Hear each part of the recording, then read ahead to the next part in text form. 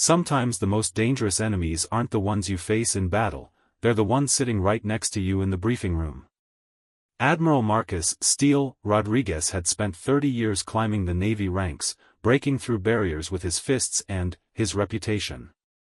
He'd survived 3 tours in the most hostile waters on Earth, led operations that never made it to the history books, and earned respect through blood, sweat, and an iron will that never bent. But, on a humid Tuesday morning in Norfolk Naval Base, all of that experience meant nothing when he locked eyes with Lieutenant Commander Sarah Chen across a crowded conference room. He saw her small frame, her quiet demeanor, and made the same mistake that had destroyed careers before his. He assumed weakness where there was only carefully controlled strength. What Admiral Rodriguez didn't know was that the woman he was about to humiliate carried secrets written in ink on her skin, secrets that would reveal a truth so shocking, it would shake the very foundation of everything he thought he knew about courage, sacrifice, and what it truly means to serve your country. Some tattoos tell stories. Others reveal legends. And Sarah Chen's tattoo was about to remind one of the Navy's most decorated admirals that heroes don't always look the way you expect them to. The morning sun cast long shadows across Norfolk Naval Base as Lieutenant Commander Sarah Chen walked through the main gate, her dress whites crisp and perfectly pressed. At 5'4" and barely 125 pounds, she moved with a quiet confidence that most people mistook for timidity. Her black hair was pulled back in the regulation bun, not a single strand out of place, and her brown eyes held a depth that spoke of experiences far beyond her 28 years. Sarah had been stationed at Norfolk for only 3 weeks, but she'd already heard the stories about Admiral Marcus Rodriguez. They called him Steele for good reason, not just because of his unwavering determination, but because people said he had ice water running through his veins. He was a legend in the SEAL community, a man who had risen through the ranks by being tougher, smarter, and more ruthless than anyone else around him.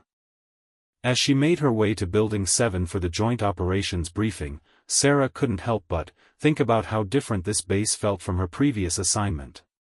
Here, everything moved with military precision, but there was an underlying tension she couldn't quite place. The other officers she'd met seemed to walk on eggshells whenever Admiral Rodriguez's name came up in conversation. The briefing room was already half full when she arrived, with officers from various branches settling into their seats. Sarah chose a spot near the back, preferring to observe rather than draw attention to herself. It was a habit she'd developed over the years, one that had served her well in situations where being noticed could mean the difference between life and death. She was reviewing her notes when the room suddenly fell silent. Admiral Rodriguez had entered, his presence immediately commanding every bit of attention in the room. He was exactly what Sarah had expected from the stories, tall, broad-shouldered, with silver-gray hair cut in a perfect military style and eyes that seemed to catalog every person and potential threat in his vicinity. His uniform bore an impressive collection of ribbons and medals, each one representing a story of courage and leadership under fire. "Good morning, ladies and gentlemen," Rodriguez began, his voice carrying the authority of someone accustomed to being obeyed without question. "Today we're discussing the integration of new personnel into our ongoing operations in the South Pacific. As you know, the situation there has become increasingly complex, and we need officers who can think on their feet and adapt to rapidly changing circumstances." Sarah listened intently as he outlined the mission parameters. It was exactly the kind of operation she'd been hoping for, challenging, important, and utilizing the specialized skills she'd spent years developing. When Admiral Rodriguez opened the floor for questions and volunteers, she saw her opportunity. Standing slowly, Sarah cleared her throat. "Sir, I'd like to volunteer for the South Pacific assignment." The room turned to look at her, and she felt the familiar weight of dozens of eyes assessing her capabilities based on her appearance. It was a feeling she'd grown used to over the years, though it never stopped being irritating. Admiral Rodriguez's gaze fixed on her, and she could see him taking in her small stature, her youthful face, her quiet demeanor. When he spoke, there was a barely concealed note of condescension in his voice. "Lieutenant Commander Chen, isn't it?" he said, glancing at the roster in front of him. "I appreciate your enthusiasm, but this particular operation requires officers with extensive combat experience and the physical capability to handle extremely demanding situations. Perhaps there's a more suitable assignment we could find for you." The silence in the room was deafening. Sarah felt the familiar burn of anger in her chest, the same feeling she'd experienced countless times when people judged her capabilities based on their assumptions rather than her record. But she also felt something else, a cold determination that had been forged in places these officers could never imagine. "With respect, sir," she said, her voice steady and clear, "I believe my record speaks for itself. I've completed 3 deployments in active combat zones, I'm qualified in underwater demolition, and I hold certifications in advanced tactical medicine and counterterrorism operations." Admiral Rodriguez's expression hardened. He clearly wasn't used to being challenged, especially by someone he'd already dismissed. "Lieutenant Commander, I've been doing this for 30 years. I know what it takes to succeed in high-stakes operations, and, frankly, I don't think you have what it takes. This isn't about discrimination, it's about capability and the harsh realities of combat." Several officers shifted uncomfortably in their seats. Commander James Mitchell, whom Sarah had met during her first week, looked like he wanted to say something but thought better of it. The tension in the room was palpable, with everyone waiting to see how this confrontation would unfold. Sarah took a deep breath, drawing on every lesson she'd learned about maintaining composure under pressure. "Sir, I understand your concerns, but I respectfully disagree with your assessment. If you'd like to review my service record, I think you'll find that I've consistently exceeded performance expectations in challenging environments." "Your service record?" Admiral Rodriguez let out a short laugh that held no humor. "Lieutenant Commander, I've seen plenty of officers with impressive-looking records who crumbled the moment they faced real adversity. Combat isn't about what looks good on paper, it's about split-second decisions under extreme pressure, about physical strength when your equipment fails, about the ability to lead men and women who might not initially respect your authority." The implication was clear, and Sarah felt every person in the room absorbing the message. She was too small, too young, too inexperienced to handle the kind of operation Admiral Rodriguez was describing.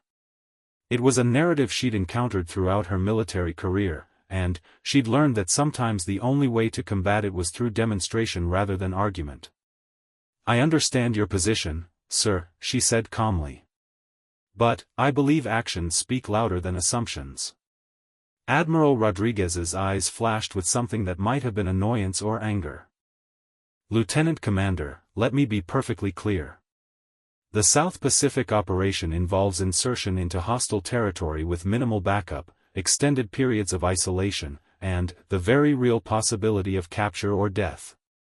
It requires officers who can carry wounded teammates to safety, who can fight their way out of impossible situations, and who can make decisions that affect the lives of dozens of other service members. I simply don't believe you possess those capabilities." The words hung in the air like a challenge, and Sarah felt the familiar fire building inside her. She'd heard variations of this speech before, from instructors who'd tried to wash her out of training, from commanding officers who'd questioned her assignments, from fellow service members who'd assumed she was there to fill a quota rather than contribute meaningfully to the mission. Commander Mitchell finally spoke up. "Admiral, with respect, Lieutenant Commander Chen's record is quite impressive. She's completed advanced training in multiple specialties, and her previous commanders have given her outstanding efficiency reports." Admiral Rodriguez turned his attention to Mitchell, his expression suggesting that he didn't appreciate the interruption. "Commander, I'm sure her administrative skills are exemplary. But we're not talking about filing reports or managing logistics. We're talking about life and death situations where hesitation or physical limitations can get people killed." Sarah felt something snap inside her, a careful control that she'd maintained for weeks finally giving way. She'd spent years proving herself over and over again, earning respect through performance and dedication, only to find herself facing the same tired assumptions every time she encountered someone new. But, this time felt different. This time, the dismissal wasn't just about her capabilities, it was about everything she'd sacrificed and endured to earn her place in the military. "Admiral Rodriguez," she said, her voice carrying a new edge that made several officers look up in surprise. "I appreciate your concern for mission success and the safety of your personnel. But, I think you're making judgments based on incomplete information." The Admiral's expression grew cold.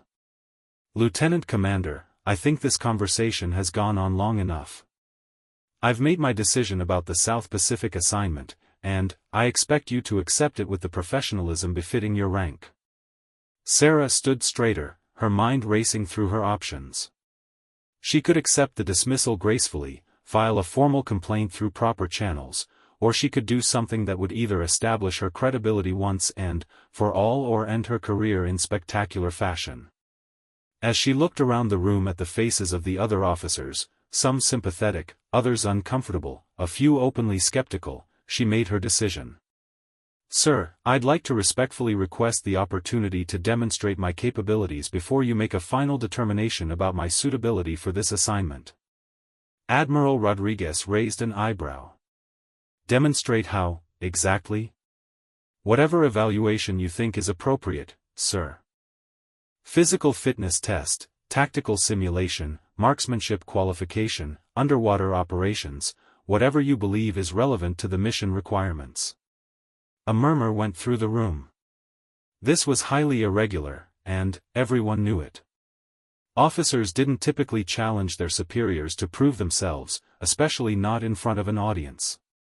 Admiral Rodriguez studied Sarah's face for a long moment, clearly trying to decide whether she was being insubordinate or simply confident in her abilities. "Lieutenant Commander, are you sure you want to do this?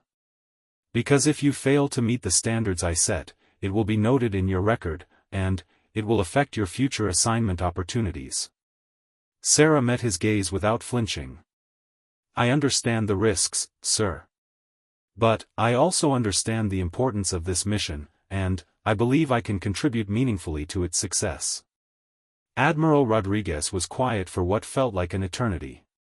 When he finally spoke, there was something new in his voice, not quite respect, but perhaps a grudging acknowledgement of her determination. "Very well, Lieutenant Commander. We'll conduct a comprehensive evaluation tomorrow morning at 0600. It will include physical fitness, tactical decision-making under pressure, weapons proficiency, and underwater operations. The standards will be the same ones we use for special operations personnel, with no accommodations for gender or any other factors.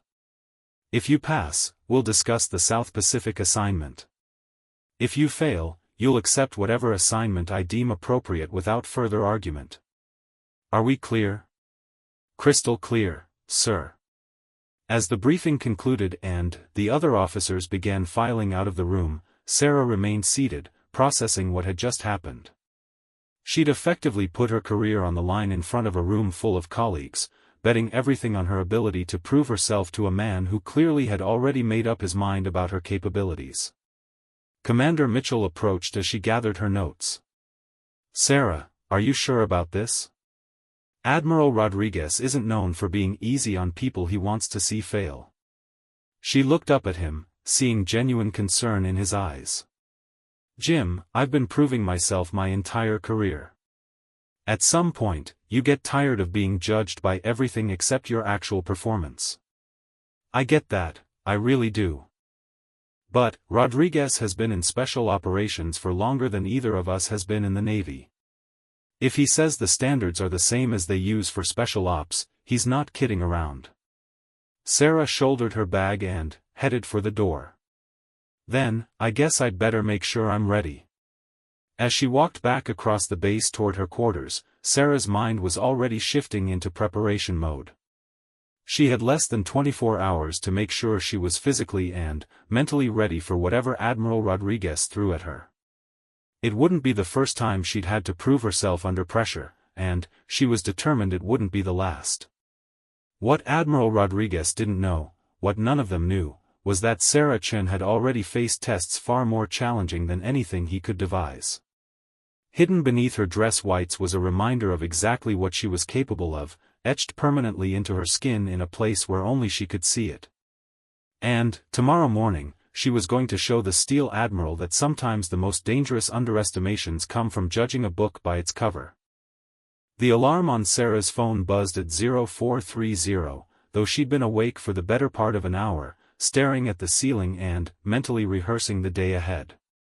She'd spent the previous evening reviewing every detail of her training, every technique she'd learned in environments most people couldn't imagine.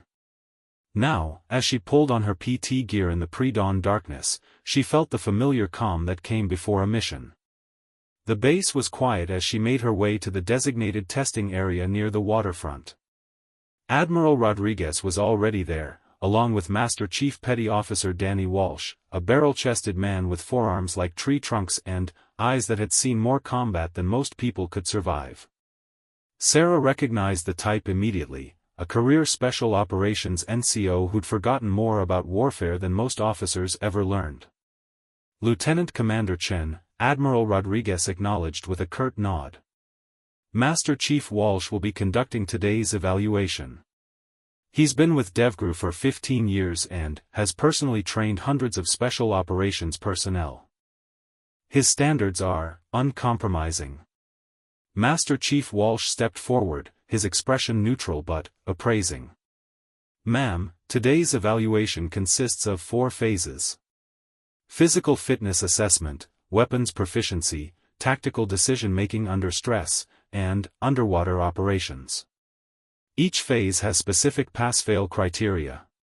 There are no second chances, no do-overs, no accommodations. You either meet the standard or you don't. Are you ready to begin? Sarah met his gaze steadily. Ready, Master Chief. The first phase took place on the obstacle course that SEAL candidates used during their initial training. Sarah had run similar courses before, but this one was designed to test not just speed and agility, but the kind of functional strength needed in combat situations. As Master Chief Walsh explained the route, she noted the rope climbs, the wall traversals, the low crawls through mud and obstacles designed to simulate battlefield conditions. Your target time is 12 minutes, Walsh informed her. That's the minimum standard for Special Operations personnel, regardless of gender or size. The course simulates movement through hostile territory while carrying essential equipment. He handed her a 40-pound pack, standard combat load including ammunition, water, and emergency medical supplies. Sarah shouldered the weight without comment, though she was acutely aware that it represented nearly a third of her body weight. On my mark, Walsh said, stopwatch in hand. Go. Sarah exploded into motion, her months of preparation immediately evident in the fluid efficiency of her movement. She attacked the first obstacle, a series of horizontal logs that required careful foot placement while carrying the heavy pack. Her small size actually worked to her advantage here, allowing her to maintain balance where larger personnel might struggle. The rope climb came next, 30 feet of thick hemp that tested both upper body strength and technique. Sarah wrapped her legs around the rope in the classical military style, using her entire body to generate upward momentum rather than relying purely on arm strength. She scaled the rope in smooth, controlled movements, her breathing steady despite the burning in her shoulders and forearms. Admiral Rodriguez watched from the sideline, his expression unreadable. She could feel his eyes tracking her progress, cataloging every moment of struggle, every sign of fatigue. The wall traverse tested her grip strength and mental fortitude as she worked her way across 20 feet of vertical wooden barrier, her fingertips finding purchase on narrow ledges while the pack threatened to pull her backward into the mud below. By the time she reached the halfway point, sweat was pouring down her face despite the cool morning air.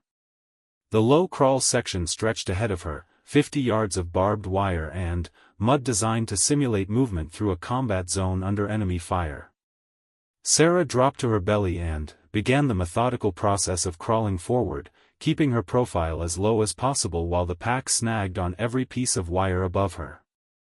Her uniform was caked with mud by the time she emerged from the crawl, but her pace hadn't slowed. The final obstacle was a wall climb followed by a sprint to the finish line, and Sarah could see Master Chief Walsh checking his stopwatch as she approached. With less than a minute remaining, she launched herself at the 12-foot wooden barrier, her fingers catching the top edge on the first attempt. She hauled herself up and over, landing in a controlled roll that absorbed the impact without losing momentum. The finish line was 50 yards away, and Sarah summoned everything she had left for the final sprint. Her legs felt like lead and her lungs burned, but she crossed the line with 30 seconds to spare. Master Chief Walsh clicked his stopwatch and nodded approvingly. 11 minutes, 28 seconds. Standard achieved. Admiral Rodriguez's expression remained neutral, but Sarah caught something in his eyes that might have been surprise. She'd passed the first phase, but they all knew the real challenges were still ahead. The weapons proficiency test took place at the base's tactical shooting range. Master Chief Walsh led her to a station equipped with an M4 carbine, a Sig Sauer P226 pistol, and enough ammunition for what looked like an extensive evaluation.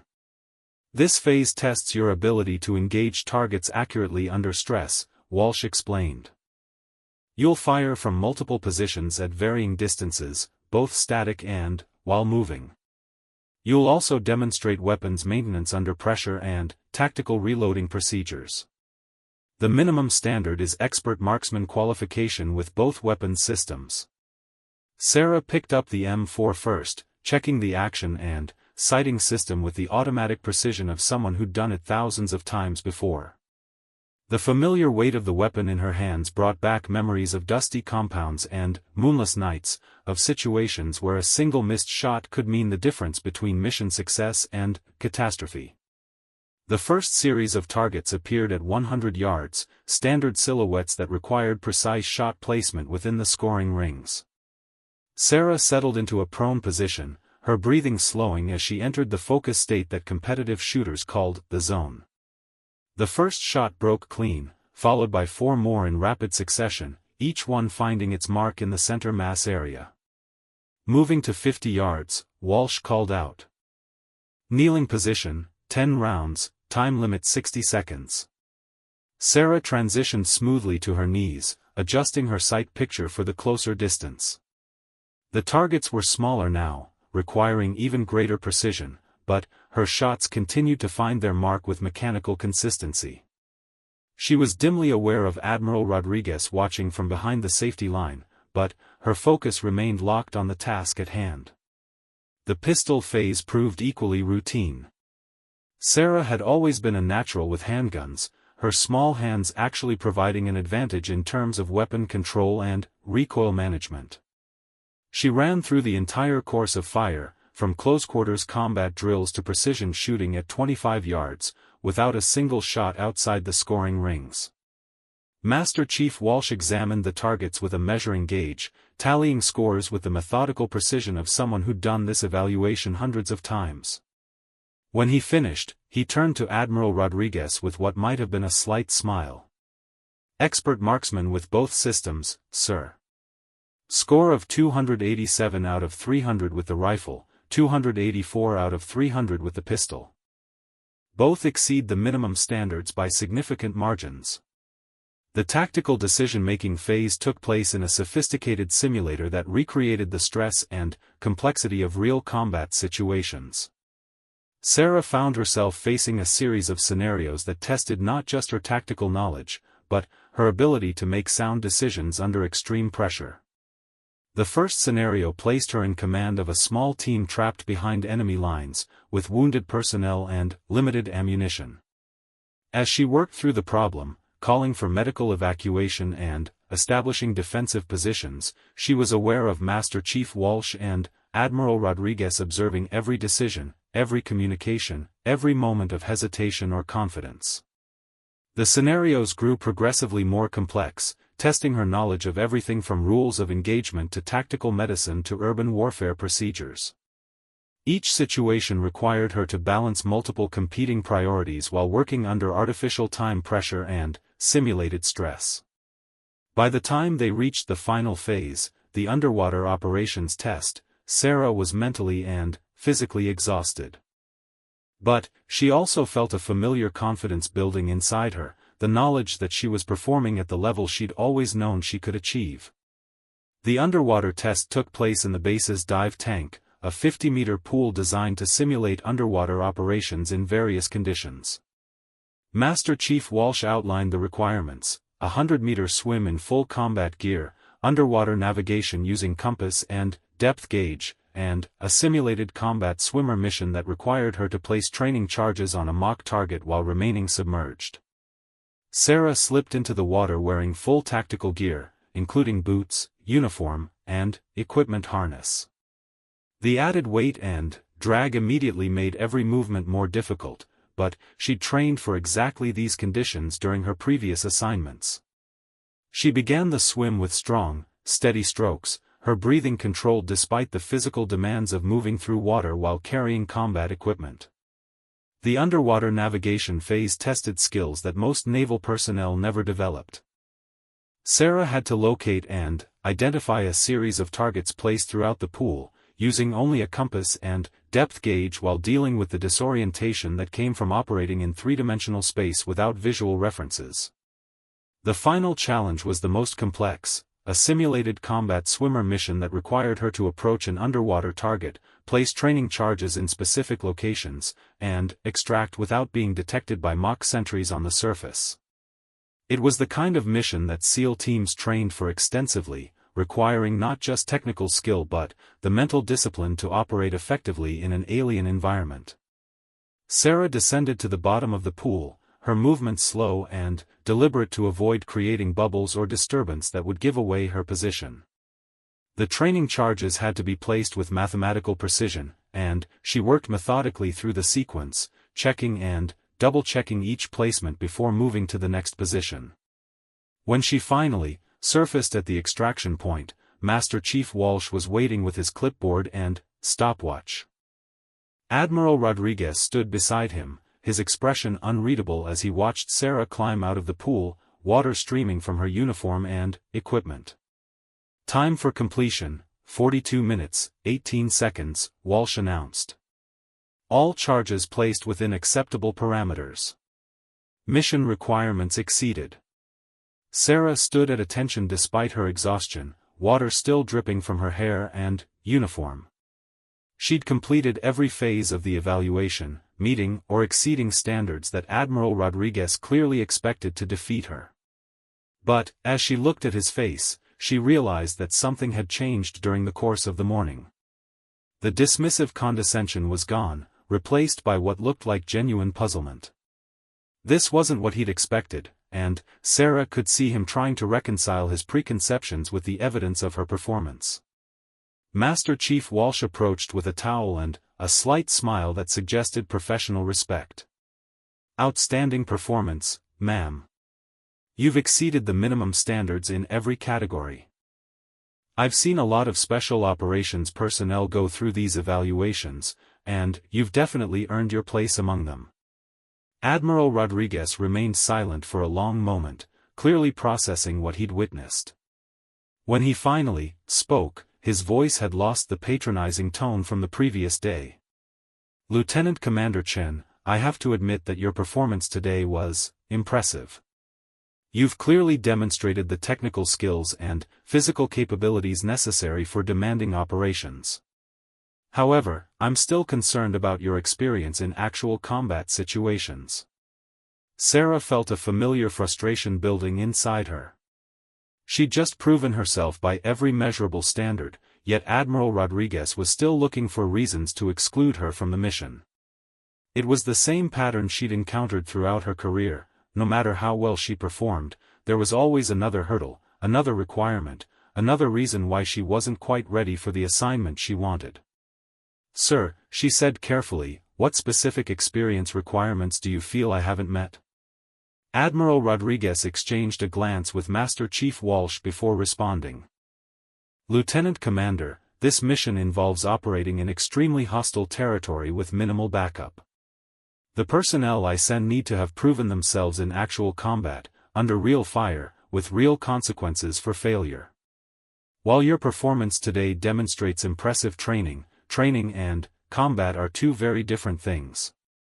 Sarah felt something shift inside her, a decision forming that would either establish her credibility once and for all or potentially end her military career.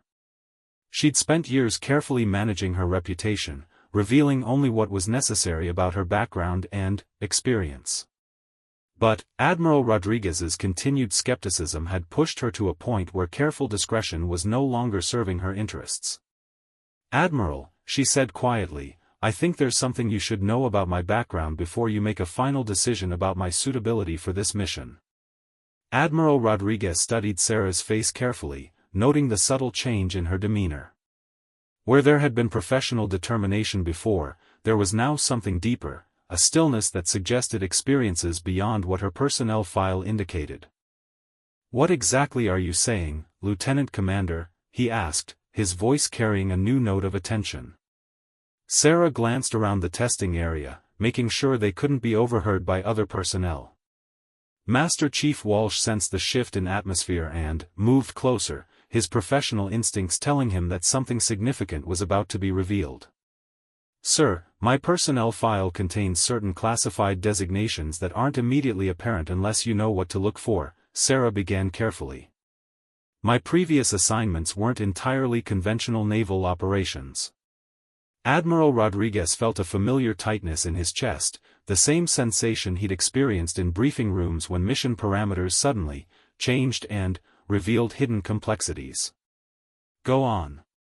3 years ago, I was selected for a joint special operations program that doesn't officially exist.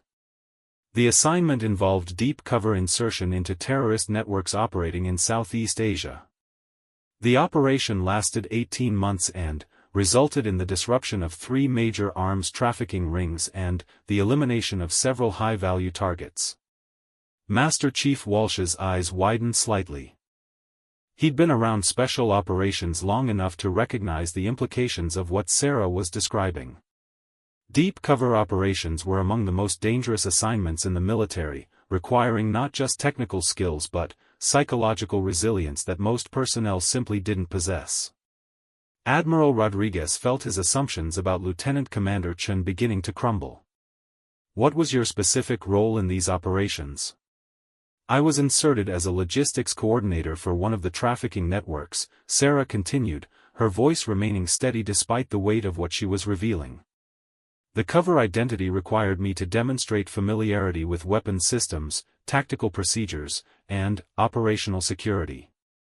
Over the course of 18 months, I participated in 14 separate operations, including direct action missions against rival organizations."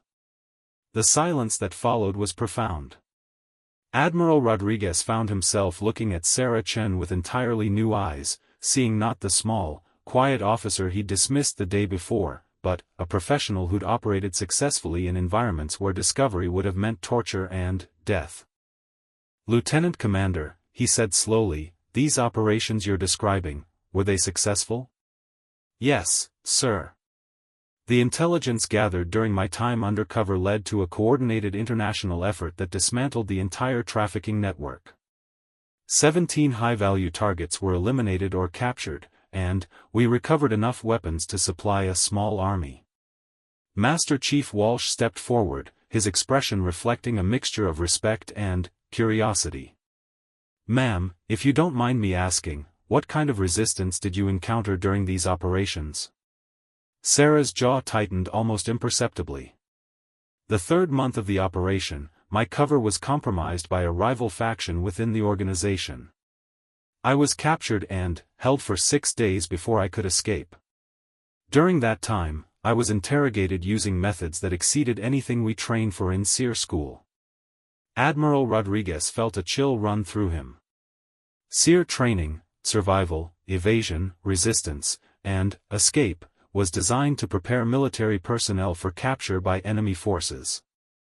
If Sarah's real-world experience had exceeded those standards, she'd endured torture that most people couldn't survive, let alone overcome. How did you escape? He asked, though part of him wasn't sure he wanted to hear the answer. I killed 3 guards and fought my way out, Sarah said matter-of-factly. The escape route took me through 40 miles of hostile territory with no equipment except what I could acquire from enemy personnel. I reached the extraction point 72 hours later. Master Chief Walsh let out a low whistle. Ma'am, that's exceptional performance under extreme circumstances. Sarah nodded slightly. The experience taught me a great deal about what I'm capable of when everything depends on performance. It also gave me some perspective on what constitutes genuine operational stress versus training scenarios. Admiral Rodriguez realized that everything he thought he knew about this officer was wrong. The quiet demeanor he'd mistaken for inexperience was actually the controlled composure of someone who'd operated successfully in situations where any mistake could be fatal. The small physical stature he'd seen as a weakness had clearly not prevented her from completing missions that would challenge much larger, supposedly stronger personnel. Lieutenant Commander, he said carefully, why isn't this experience reflected more clearly in your personnel file? The operations are still classified at levels above most personnel's clearance, Sarah explained. The summaries in my file indicate foreign deployment and special assignment, but the specific details are compartmentalized.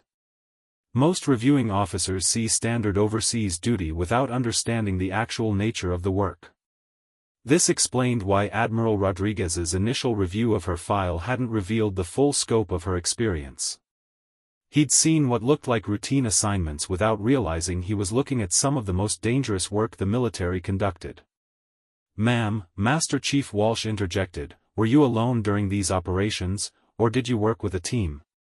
Both, Sarah replied. The initial insertion was solo, which is standard for deep cover work. But, once I'd established my position within the organization, I worked with a rotating team of operators who provided backup and intelligence support. Some of the direct action missions involved teams of 8 to 12 personnel. Admiral Rodriguez found himself recalculating everything he thought he knew about leadership and combat effectiveness. Sarah Chen hadn't just survived in hostile territory, she'd led successful operations against professional criminals who would have killed her without hesitation if they discovered her true identity. What happened to your team members? He asked, dreading the answer. 2 Kia, 3 wounded in action, Sarah said quietly. All casualties occurred during the final operation when we moved to simultaneously hit 3 separate facilities. The intelligence we'd gathered indicated they were planning a major arms shipment to terrorist organizations, and we had to move before the window closed. The weight of command responsibility was something Admiral Rodriguez understood intimately. Every leader in special operations lived with the knowledge that their decisions could cost lives, but few officers dealt with that responsibility as early in their careers as Sarah apparently had. How did you handle the loss of personnel under your command? He asked. Sarah was quiet for a moment before answering. I learned that good people sometimes die even when you make the right decisions. The alternative was allowing weapons to reach terrorist networks that would have used them against civilians. My team understood the risks, and they performed their duties with complete professionalism. Master Chief Walsh nodded approvingly. It was exactly the kind of response he'd expect from an experienced special operations officer, acknowledgement of loss without allowing it to paralyze decision-making ability. Admiral Rodriguez felt his entire assessment of the situation shifting. The officer standing in front of him wasn't the inexperienced lieutenant commander he'd assumed based on her appearance and demeanor. She was a proven combat veteran with leadership experience in some of the most demanding operations the military conducted. Lieutenant Commander, he said, given what you've just told me, I have to ask, why are you interested in the South Pacific operation? After what you've already accomplished, this mission might seem relatively straightforward. Sarah considered the question carefully before responding. Sir, the intelligence reports suggest that the situation in the South Pacific involves some of the same networks I worked against in Southeast Asia.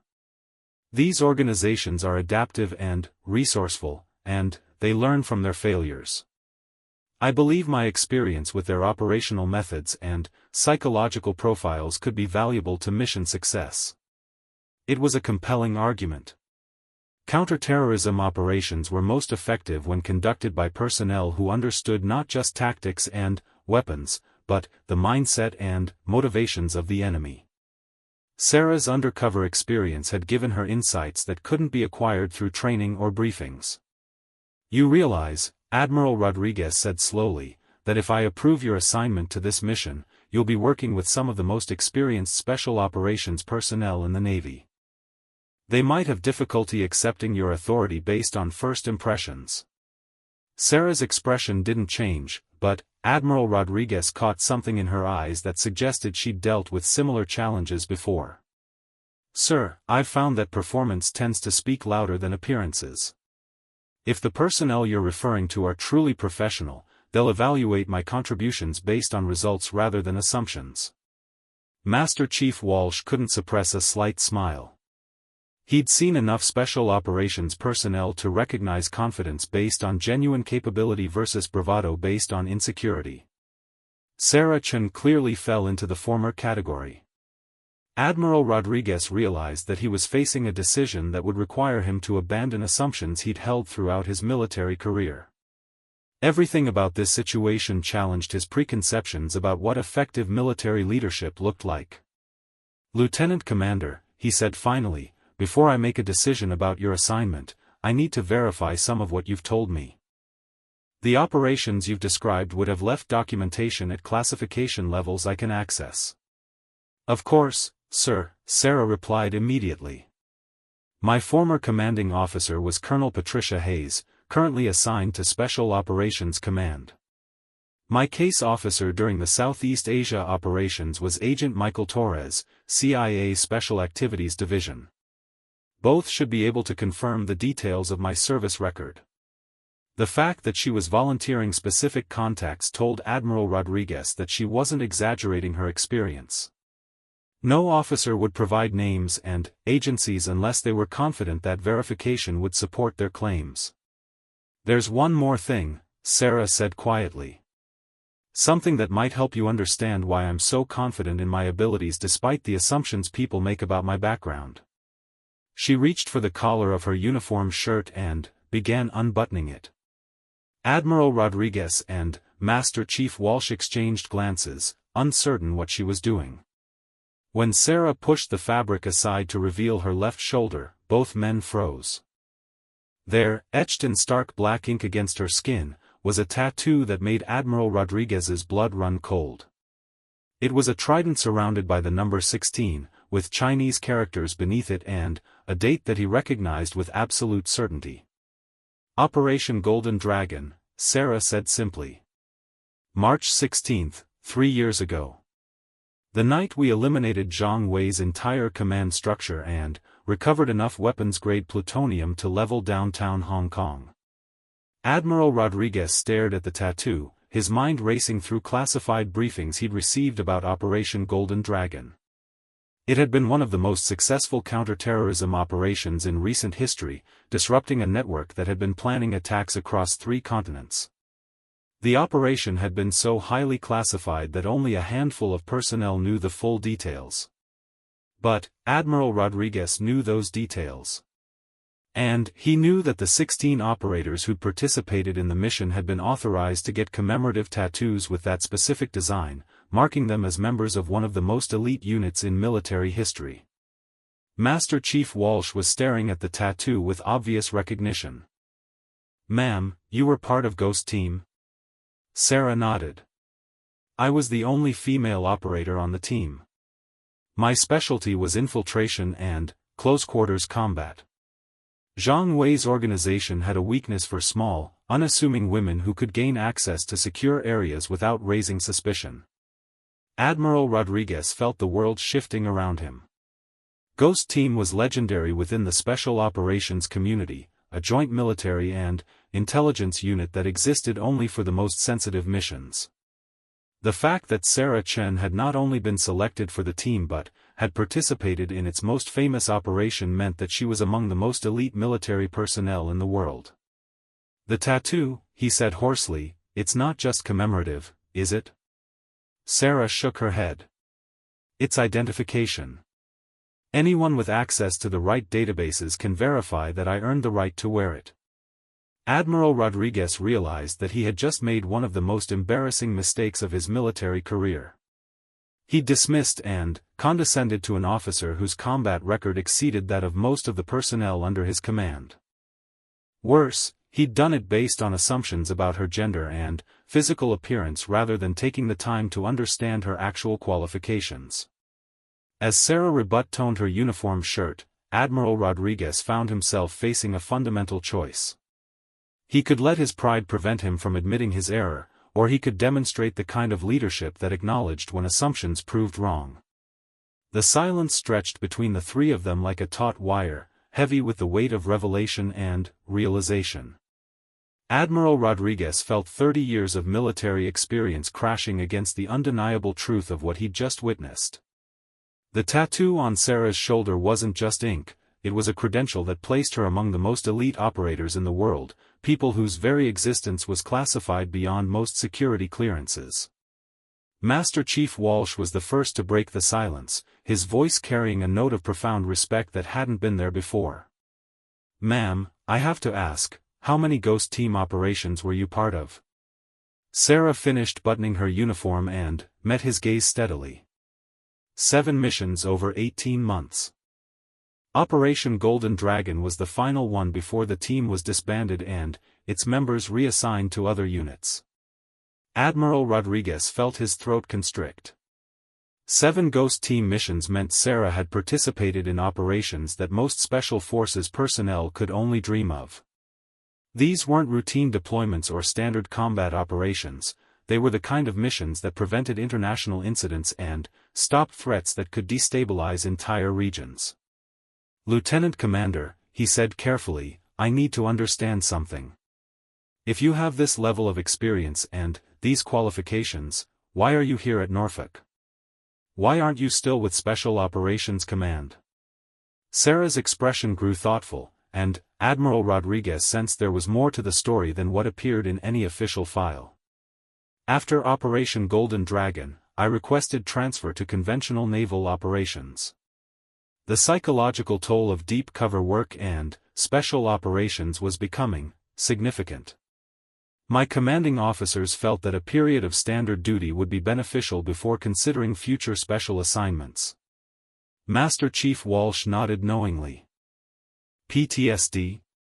"Not exactly," Sarah replied. "More like operational fatigue. When you spend 18 months living under an assumed identity, constantly surrounded by people who would kill you if they discovered your true purpose, it becomes difficult to readjust to normal social interactions. I was having trouble connecting with people who hadn't shared similar experiences." Admiral Rodriguez understood the phenomenon she was describing. He'd seen it in other special operations personnel who'd spent extended periods in hostile environments. The hypervigilance and emotional control required for survival could become so ingrained that returning to normal military life felt almost impossible. "So you requested assignment to Norfolk to decompress?" he asked. "Partially," Sarah confirmed. "But also because I wanted to return to ship-based operations. Before my selection for the Special Operations Program, I served on destroyers and cruisers. There's something about being at sea that helps restore perspective about what normal life should feel like." It was a deeply human admission that made Admiral Rodriguez reconsider everything he thought he knew about military psychology and career management. Here was an officer who'd reached the absolute peak of special operations achievement, and she'd voluntarily stepped back because she'd recognized the personal cost of that success. "The South Pacific mission," Admiral Rodriguez said slowly, "would involve exactly the kind of work you've been trying to step away from." Sarah nodded. "I'm aware of that, sir.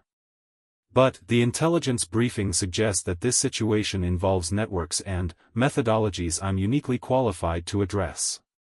Sometimes you have to return to work you'd prefer to avoid because you're the person best equipped to handle it." Master Chief Walsh studied her face carefully. "Ma'am, are you sure you're ready to go back to that level of operational stress?" Because from what I've seen, Ghost Team missions don't leave much room for error or hesitation. Master Chief, I appreciate your concern, Sarah replied.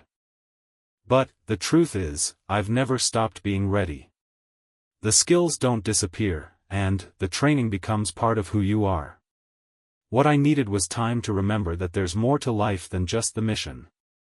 Admiral Rodriguez felt a profound shift in his understanding of leadership and professional judgment. The officer standing before him had achieved more in her brief career than most personnel accomplished in decades of service, yet she possessed the wisdom and self-awareness to recognize when she needed to step back and recalibrate her priorities. Lieutenant Commander, he said formally, I owe you an apology. My assessment of your capabilities was based on assumptions rather than facts, and those assumptions were completely wrong. Sarah's expression remained neutral. Sir, you made judgments based on the information available to you. My appearance and demeanor don't immediately suggest the background I've described. Your caution about personnel selection for dangerous missions is understandable and appropriate. The graciousness of her response made Admiral Rodriguez's error feel even more significant. She was giving him an opportunity to save face, demonstrating the kind of professional maturity that came from real leadership experience. Nevertheless, he continued, I should have reviewed your complete file more thoroughly before making determinations about your suitability. That's a failure of due diligence on my part. Master Chief Walsh cleared his throat. Admiral, if I may suggest, perhaps we should focus on moving forward rather than dwelling on initial assessments. Lieutenant Commander Chen has clearly demonstrated her qualifications, and the South Pacific mission could benefit significantly from her expertise.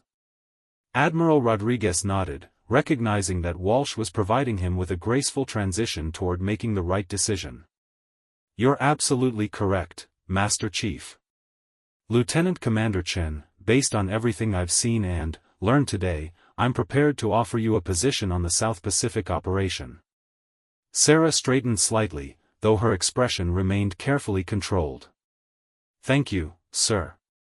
What would my specific role be? Given your background and experience, I think you should serve as the primary intelligence analyst and cultural liaison. Your understanding of Southeast Asian criminal networks would be invaluable for interpreting enemy behavior and predicting their operational patterns. It was a significant assignment, one that would place Sarah in a position to influence mission planning and execution at the highest levels. Admiral Rodriguez watched her face for any sign of satisfaction or vindication, but found only professional focus. Sir, when do we deploy, and what's the size of the operational team? Deployment is scheduled for next month.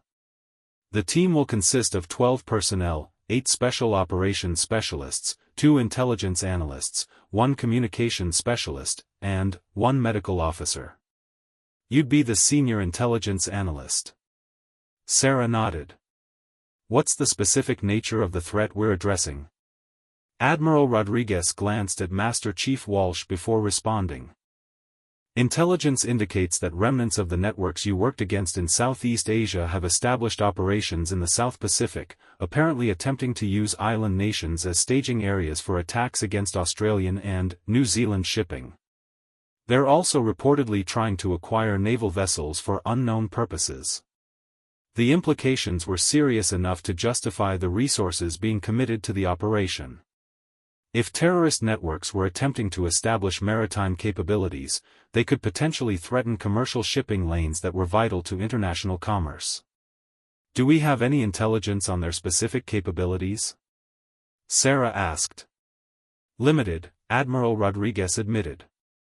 That's one of the reasons your experience is so valuable. You understand how these organizations operate, how they recruit personnel, and how they adapt their methods based on previous encounters with military forces. Sarah was quiet for a moment, clearly processing the mission parameters and considering the challenges they would face. When she spoke, her voice carried the confidence of someone who'd successfully operated in similar environments. Sir, Based on my previous experience with these networks, I recommend that we approach this operation with the assumption that they've learned from their failures in Southeast Asia. They're likely to have improved their operational security and developed new methods for avoiding detection. Admiral Rodriguez found himself leaning forward, interested in her analysis. What specific changes would you expect? They'll probably use different communication methods, possibly avoiding electronic systems entirely in favor of human couriers. They'll also be more careful about recruitment, focusing on personnel who don't fit typical terrorist profiles. And they'll definitely have developed contingency plans for dealing with special operations forces. It was exactly the kind of insight that could make the difference between mission success and catastrophic failure. Admiral Rodriguez realized that his initial hesitation about Sarah's assignment hadn't just been wrong, it had been potentially dangerous to the entire operation. Master Chief Walsh stepped forward. "Ma'am, what do you think our best approach would be for initial reconnaissance?" Sarah considered the question carefully. "Given their probable improvements in operational security, I think we need to focus on human intelligence rather than electronic surveillance. These organizations respond well to economic incentives, so we might be able to develop assets among local populations who can provide information about suspicious activities." Admiral Rodriguez nodded approvingly. It was a sophisticated understanding of counterterrorism operations that went far beyond what most intelligence analysts possessed. Sarah wasn't just providing theoretical knowledge, she was drawing on practical experience with the specific enemy they would face. "Lieutenant Commander," he said, "I want you to take the lead on developing our intelligence gathering strategy. Work with the other analysts to create a comprehensive picture of the threat environment before we deploy." Sarah's acceptance of the assignment was immediate and professional. "Yes, sir. I'll coordinate with the intelligence staff and have a preliminary assessment ready for your review by tomorrow afternoon." As they walked back toward the administrative buildings, Admiral Rodriguez found himself reflecting on the morning's events. He'd started the day convinced that he was dealing with an inexperienced officer who needed to be protected from missions beyond her capabilities. Instead, he discovered that he was working with one of the most qualified personnel available for exactly the kind of operation they were planning. The realization was both humbling and concerning. If he'd made such a fundamental error in judgment about Sarah's qualifications, what other assumptions might he be making about personnel under his command? How many other officers might possess capabilities that weren't immediately apparent from their official files or physical appearance? Master Chief Walsh seemed to sense his thoughts. "Admiral, if you don't mind me saying, this kind of thing happens more often than people realize. Special operations personnel don't always look like what we expect, especially when they've been working in environments that require them to blend in rather than stand out." Admiral Rodriguez nodded slowly. "Master Chief, what's your assessment of Lieutenant Commander Chen's readiness for this mission?" Walsh didn't hesitate. "Sir, based on what I've seen today and what she's revealed about her background, I'd say she's probably the most qualified person available for this assignment. Her combination of technical skills, combat experience, and cultural knowledge of the enemy makes her invaluable." As they reached the administrative building, Admiral Rodriguez turned to Sarah. "Lieutenant Commander, I want you to know that you'll have my full support during this operation. If you need any additional resources or personnel to develop your intelligence assessment, you have authorization to request whatever you think is necessary." Sarah's response was characteristic in its professionalism and focus. "Thank you, sir. I'll make sure you have the information you need to make informed decisions about mission planning and execution." Admiral Rodriguez watched her walk away, noting the same quiet confidence he'd initially mistaken for inexperience. Now he understood that what he'd interpreted as timidity was actually the controlled composure of someone who'd learned to operate successfully in environments where any mistake could be fatal. The morning had taught him a lesson that would stay with him for the rest of his career. The most dangerous assumptions in military operations weren't always about the enemy, sometimes they were about the capabilities of the people standing right beside you. 3 weeks later, Admiral Rodriguez stood on the deck of the USS Leviathan as it cut through the Pacific swells under a star-filled sky. The operation Sarah had helped plan was entering its final phase, and everything had unfolded with a precision that exceeded even his most optimistic expectations. The intelligence she'd provided had proven accurate in every detail, and her understanding of enemy psychology had allowed them to predict and counter every defensive measure the terrorist network had attempted. The morning after their evaluation conversation, Sarah had delivered an intelligence assessment that fundamentally changed Admiral Rodriguez's understanding of the threat they were facing. Her analysis revealed that the South Pacific operation wasn't just an expansion of Southeast Asian networks, it was a sophisticated attempt to create a maritime staging area for attacks against military installations across the region. The enemy's primary objective isn't commercial shipping, Sarah had explained during the mission briefing. They're planning to use acquired naval vessels to conduct coordinated strikes against naval bases in Australia and New Zealand. The commercial shipping attacks are a diversion, designed to draw our attention away from their real target. Her assessment had been based on operational patterns she'd observed during her undercover work, combined with intelligence gathered from local sources she'd helped develop. The accuracy of her predictions had become apparent within days of their deployment, when reconnaissance confirmed the existence of 3 modified fishing vessels equipped with military-grade weapons systems. Now, as the operation reached its culmination, Admiral Rodriguez found himself watching Sarah coordinate the final assault with the same calm professionalism she'd demonstrated throughout their deployment. She'd proven to be not just an invaluable intelligence asset, but a natural leader who'd earned the respect of every special operations personnel on the team. Admiral, Master Chief Walsh reported, approaching with the latest communication from the assault teams. Team Alpha has secured the primary facility. They recovered enough intelligence to identify terrorist cells in 4 additional countries. Rodriguez nodded, though his attention remained focused on Sarah as she analyzed incoming reports and provided real-time guidance to the assault teams. Her ability to interpret enemy communications and predict their responses had proven crucial to the mission's success. "Sir," Sarah called out, not taking her eyes off the tactical display. "Enemy communications indicate they're attempting to activate a dead man's switch on one of the weapons platforms. Team Charlie needs to adjust their approach to the southeastern facility." Admiral Rodriguez watched as she calmly relayed specific instructions to the team leaders, her voice steady despite the knowledge that lives depended on the accuracy of her analysis. It was exactly the kind of performance under pressure that had made Ghost Team legendary within the special operations community. The final phase of the operation concluded just after dawn, with all 3 enemy facilities secured and their personnel either captured or eliminated. As the assault teams returned to the Leviathan, Admiral Rodriguez realized that the mission had succeeded beyond all expectations, preventing attacks that could have killed hundreds of military personnel and civilian contractors. During the post-operation briefing, the team leaders provided detailed accounts of how Sarah's intelligence and tactical guidance had contributed to their success. Lieutenant Colonel Marcus Torres, the senior special operations officer, was particularly emphatic in his praise. "Admiral, Lieutenant Commander Chen's analysis was flawless," Torres reported. "Her understanding of enemy operational patterns allowed us to anticipate every defensive measure they attempted.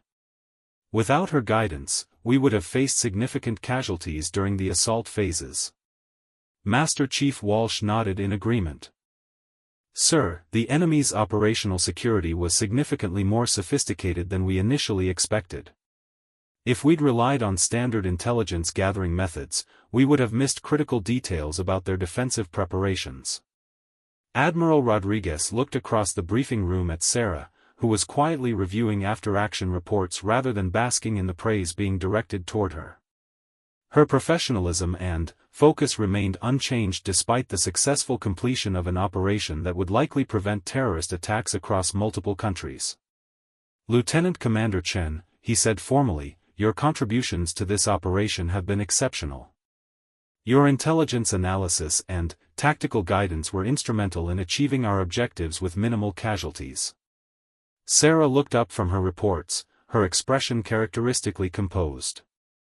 Thank you, sir. I'm pleased that we were able to prevent the planned attacks and gather intelligence that will help protect against future threats. Her response was typical, acknowledging the praise while immediately focusing on the larger implications of their success. Admiral Rodriguez had observed this pattern throughout their deployment. Sarah never seemed interested in personal recognition, but remained completely focused on mission outcomes and the safety of personnel under her guidance. Later that afternoon, as the Leviathan began its journey back to Norfolk, Admiral Rodriguez found Sarah standing alone at the stern rail, watching the wake spread behind them. He approached quietly, not wanting to intrude on what appeared to be a moment of private reflection. "Lieutenant Commander," he said softly, "do you mind if I join you?" Sarah turned slightly, nodding toward the empty space beside her at the rail. "Of course, Admiral." They stood in comfortable silence for several minutes, both lost in their own thoughts about the operation and its implications. Finally, Admiral Rodriguez spoke, his voice carrying a note of humility that hadn't been there during their first meeting. "Sarah, I owe you more than just an apology for my initial assessment. Your performance during this operation has been remarkable, and I've learned something important about the dangers of making assumptions based on appearances." Sarah continued looking out at the ocean. "Admiral, you're not the first commanding officer to have reservations about my capabilities, and you won't be the last. What matters is that you were willing to change your assessment when presented with evidence." Admiral Rodriguez appreciated her graciousness, but he felt compelled to address the larger implications of what had happened. "The truth is, my initial judgment could have compromised this entire operation. If I'd excluded you from the mission based on my assumptions, we might have failed to prevent attacks that could have cost hundreds of lives." Sarah turned to face him, her expression serious. "Sir, that's exactly why diversity in special operations is so important. The enemy doesn't look like what we expect, their methods don't follow our assumptions, and their weaknesses aren't always apparent to people who haven't operated in their environment." It was a profound observation that went beyond just gender or physical appearance.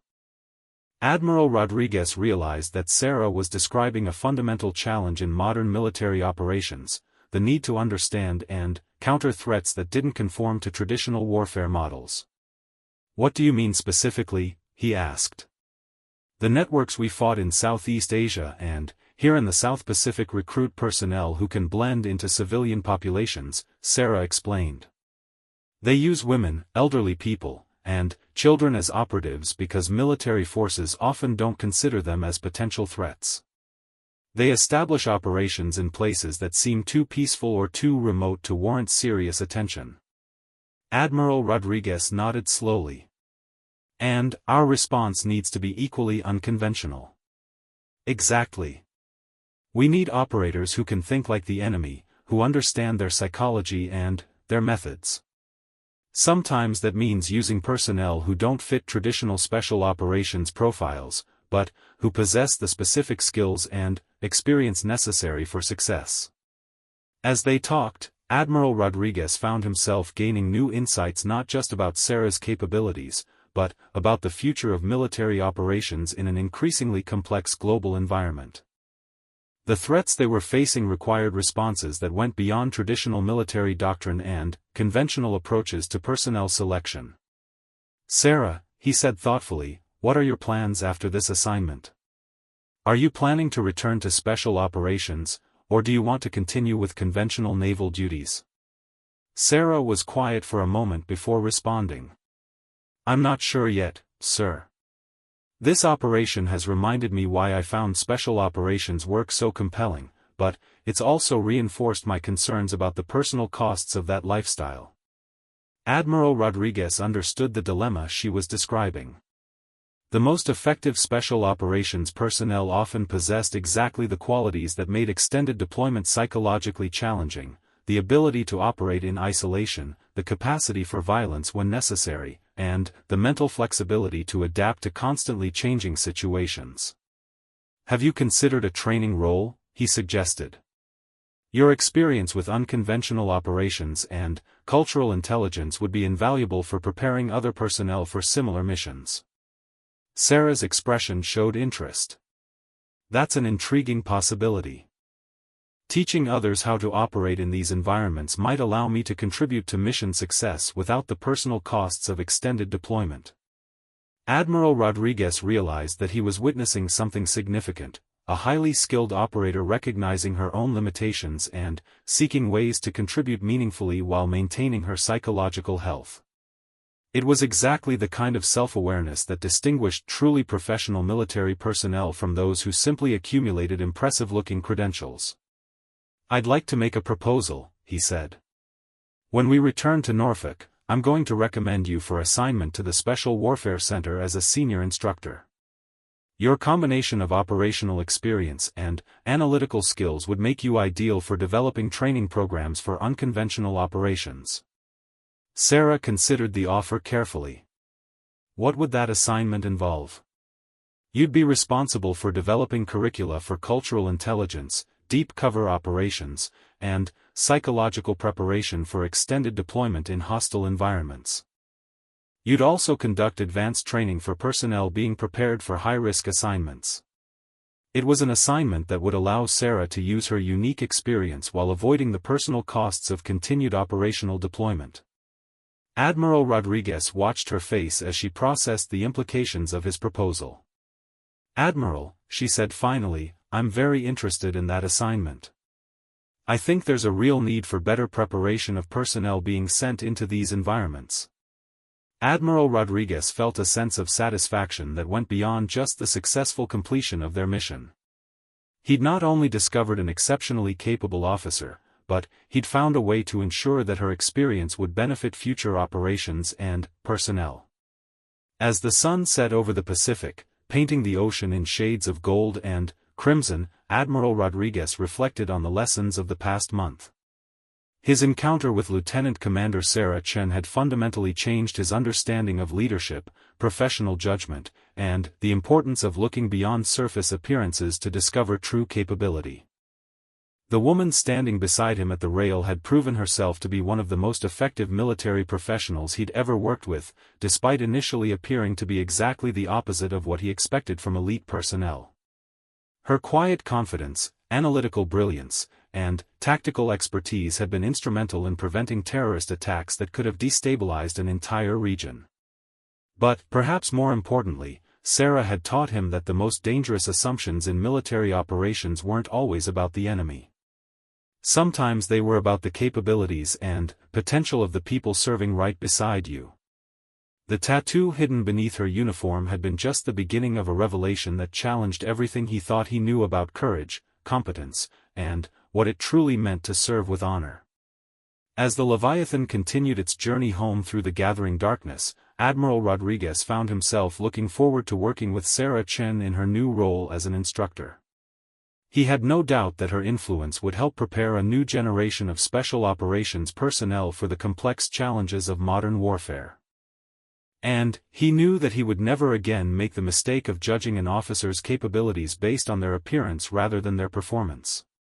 Some lessons were too important to forget, and some people were too valuable to underestimate. Sarah Chen had taught him both, and the military would be stronger for the knowledge she would pass on to others.